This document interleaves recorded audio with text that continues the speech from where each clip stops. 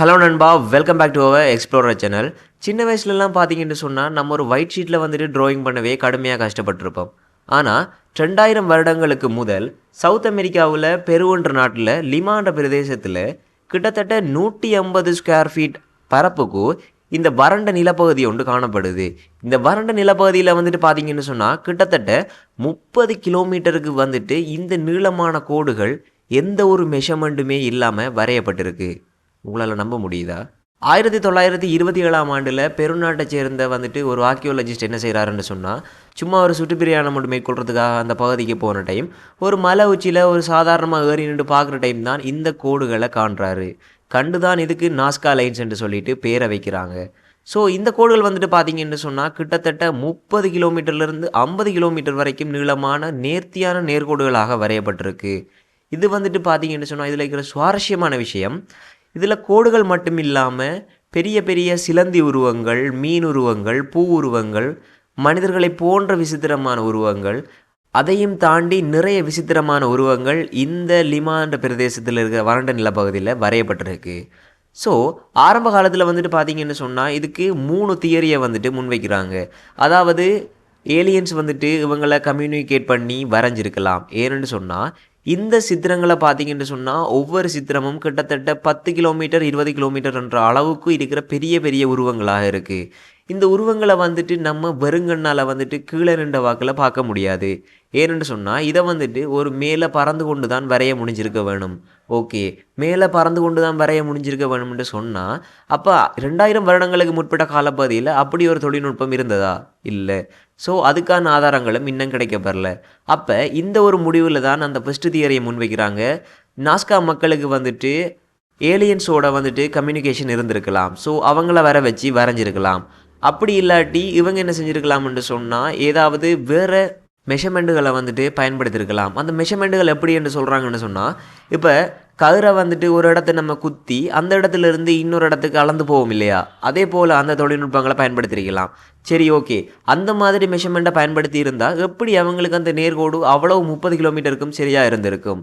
இந்த கேள்வி நிறைய பேருக்கு இருக்குது. சரி, ஓகே, அப்படின்னு சொல்லிட்டு பார்த்தாலும் அந்த உருவங்களை அவங்க எப்படி 30 கிலோமீட்டருக்கு வரைஞ்சிருக்க முடியும்? அதுவும் எந்த விதமான மெஷர்மெண்ட்டும் வளைகோடுகளும் இல்லாமல் அந்த உருவங்களை எப்படி வரைஞ்சிருக்க முடியும் என்ற கேள்வி இன்னமும் நிலவி கொண்டிருக்கு.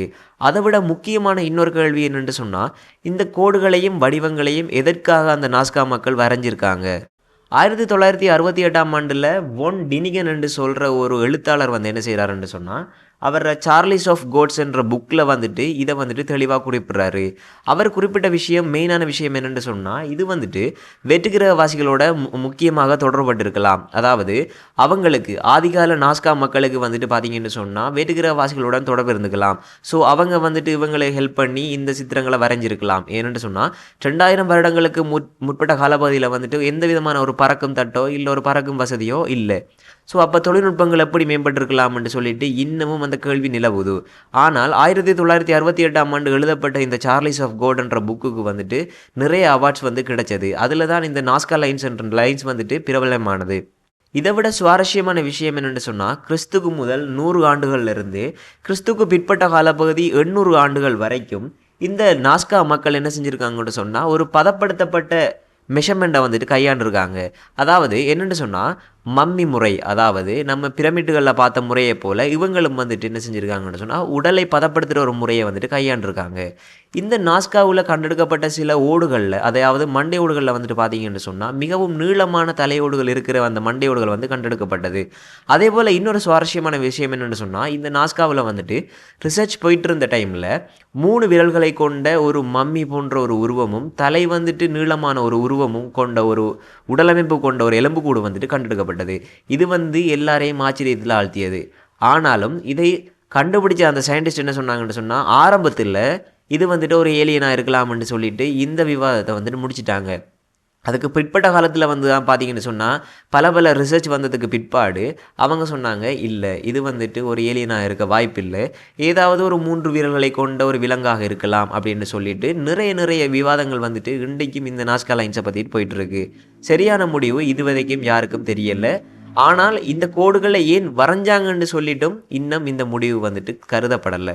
ஒரு எல்லையை தாண்டி அந்த ரிசர்ச் போனதுக்கு பிற்பாடு தான் இவங்க வந்துட்டு ஏலியன்ஸ்ன்ற கதையை வந்துட்டு கைவிட்டவங்க. அதாவது இந்த காலத்து சயின்டிஸ்ட் என்ன சொல்கிறாங்கன்னு சொன்னால், அவங்க வந்துட்டு நான் ஆரம்பத்தில் சொன்ன அந்த முறை, அதாவது இப்போ ஒரு இடத்துல வந்துட்டு ஒரு கம்பை நாட்டி அதில் ஒரு கவுரை குத்தி அந்த ஒரு மெஷர்மெண்ட் அளவு திட்டத்தில் தான் இவங்க செஞ்சுருக்கலாம், மற்றும்படி இவங்களுக்கும் ஏலியன்ஸுக்கும் எந்த விதமான சம்பந்தமும் இல்லைன்னு சொல்லிட்டு இப்போ கடைசா வந்த ரிசர்ச்சில் வந்துட்டு இந்த சயின்டிஸ்ட் வந்துட்டு முன்வைக்கிறாங்க. ஆனால் அவங்க முன்வைச்சாலும் சில மர்மமான விஷயங்கள் இன்னும் ஒளிஞ்சிருக்கு.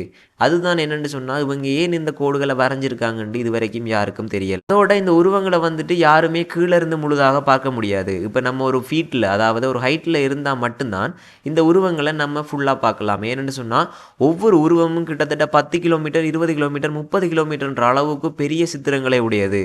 இப்போ இப்படி இருக்கக்குள்ள எப்படி அவங்க மெஷர்மெண்ட்டை வச்சு மட்டுமே இந்த உருவங்களை வரைஞ்சிருக்க முடியும் அப்படின்னு சொல்லிட்டு நிறைய கேள்வி வந்துட்டு இன்றைக்கும் நிலவி கொண்டிருக்கு.